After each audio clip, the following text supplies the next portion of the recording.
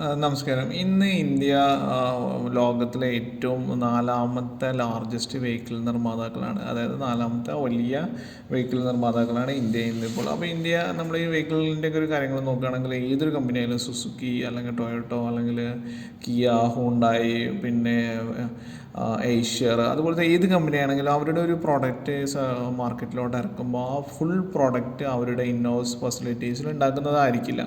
അപ്പോൾ ചില പ്രോഡക്റ്റുകൾ ചില വണ്ടിക്ക് വേണ്ടിയിട്ടുള്ള ചില ഭാഗങ്ങൾ അവർ പുറത്തുള്ള കമ്പനികൾക്ക് ഓർഡർ കൊടുക്കും. അത്തരം പുറത്തുള്ള കമ്പനികൾക്ക് ഓർഡർ കൊടുത്ത് ഈ കമ്പനികൾക്ക് വേണ്ടിയിട്ട് നിർമ്മിക്കുന്ന ഒരു കമ്പനിയെ പറ്റിയാണെന്ന് പറയുന്നത് ഇന്നത്തെ നമ്മളുടെ വീഡിയോയിൽ സംസാരിക്കുന്നത്. അതിനെപ്പറ്റി പറയുകയാണെങ്കിൽ കമ്പനിയുടെ പേര് ജംന ഓട്ടോ ഇൻഡസ്ട്രീസ് ലിമിറ്റഡ് എന്നാണ് കമ്പനിയുടെ പേര്. ഇവർ 1965 മുതലുള്ള ഒരു ഇന്ത്യയിലെ പഴയ കമ്പനിയാണ്.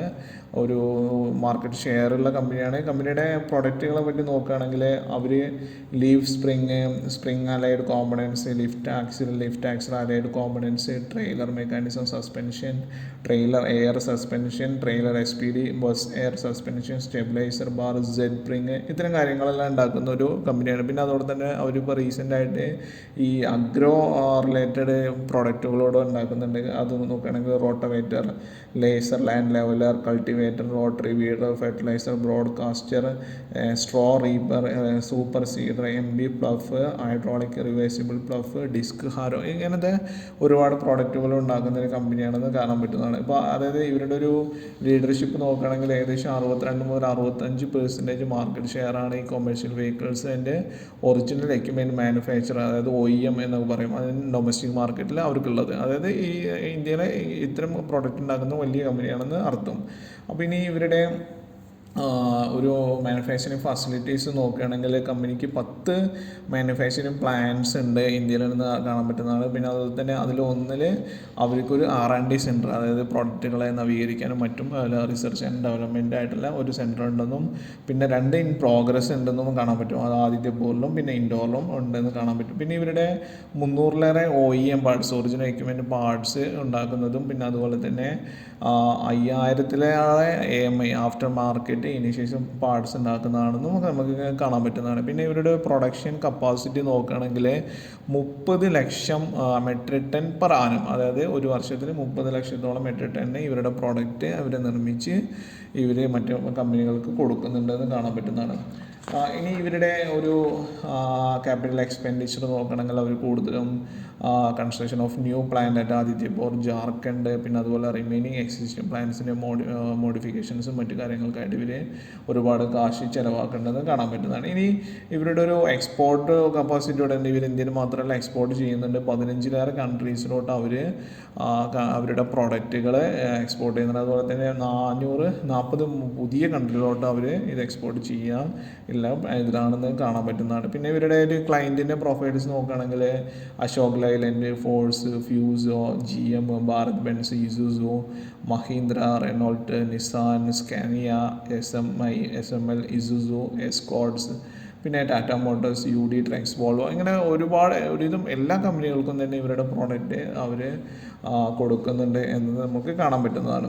ഇനി ഇവരുടെ ഒരു പ്രോഡക്റ്റ് മിക്സ് റേഷ്യോസ് അല്ല എക്സിസ്റ്റിംഗ് പ്രോഡക്റ്റ് എന്നാണ് അവർക്ക് 56% അവരുടെ റവന്യൂ കിട്ടുന്നതും പിന്നെ അടുത്ത പുതിയ പ്രോഡക്റ്റുകൾക്ക് അവർ 47% പ്രോഡക്റ്റ് കിട്ടുന്നുണ്ടെന്ന് കാണാൻ പറ്റുന്നതാണ്.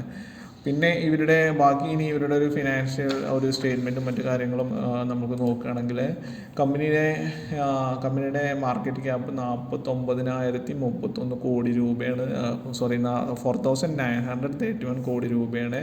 അതുപോലെ തന്നെ കറണ്ട് പ്രൈസ് 124 റുപ്പീസാണ്. അത് ഹൈ 150 ആയിരുന്നു. 150 നിന്ന് ഇപ്പോൾ താഴോട്ട് വന്നിട്ടാണ് 124 വന്നിരിക്കുന്നത്. അതായത് അറൗണ്ട് 25 അല്ലെങ്കിൽ അതിനടുത്തോളം ഡിസ്കൗണ്ട് വന്നിട്ടുണ്ടെന്ന് കാണാൻ പറ്റുന്നതാണ്. അപ്പോൾ ഇത്തരം കാര്യങ്ങൾ ഈ ROC, റിട്ടേൺ ഓൺ ക്യാപിറ്റൽ എക്സ്പെൻഡിച്ചറും മറ്റും കാര്യങ്ങൾ നോക്കുകയാണെങ്കിൽ ROC 30.7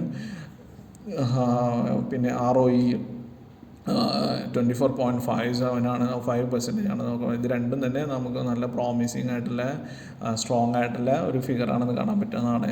പിന്നെ പ്രൊമോട്ടർ ഹോൾഡിംഗ് ഇവരുടെ ഓണേഴ്സിൻ്റെ അടുത്ത് തന്നെ അറൗണ്ട് 50%, 49.9% എന്ന് കാണാൻ പറ്റുന്നതാണ്. പിന്നെ പ്ലഡ്ജ് ഓൾമോസ്റ്റ് 1.52% അവരുടെ ഷെയറോട് അവർ വെച്ച് ലോണും മറ്റു കാര്യങ്ങളും എടുത്തിട്ടുണ്ട് എന്ന് കാണാൻ പറ്റുന്നതാണ്. ഇനി ഫോറിൻ ഇൻവെസ്റ്റ്മെൻറ്റ് ഓൾമോസ്റ്റ് 9% ഉണ്ട്. പിന്നെ ഡൊമസ്റ്റിക് ഇൻവെസ്റ്റ്മെൻറ്റ് അറൗണ്ട് 6.28% ഉണ്ട്.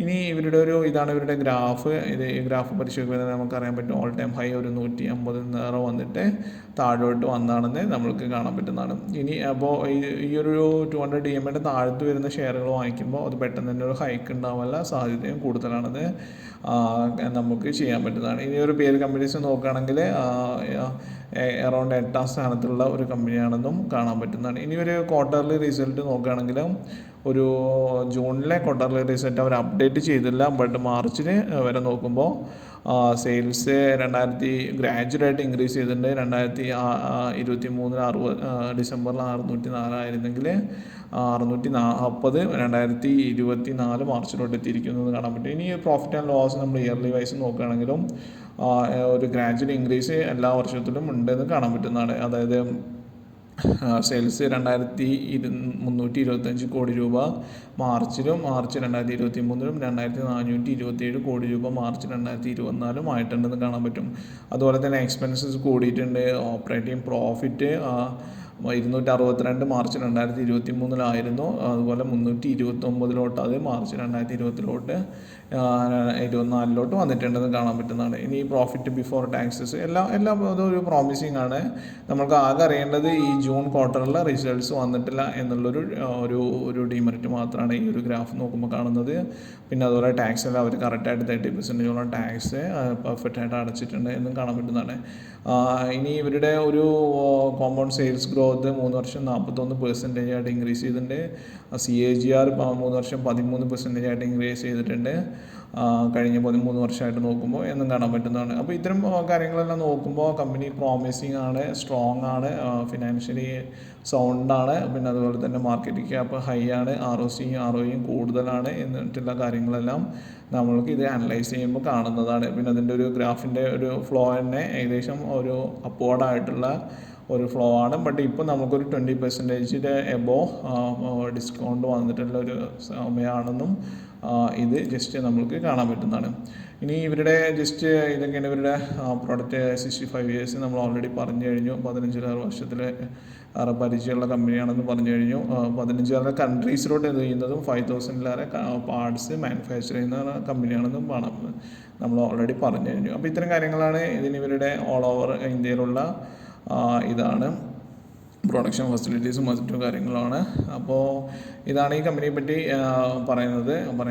ഇൻവെസ്റ്റ് ചെയ്യുന്നതിന് മുമ്പ് നിങ്ങൾ ഫിനാൻഷ്യൽ അഡ്വൈസ് നേടാവുന്നതാണ് എന്നും ഓർമ്മിപ്പിക്കുന്നു.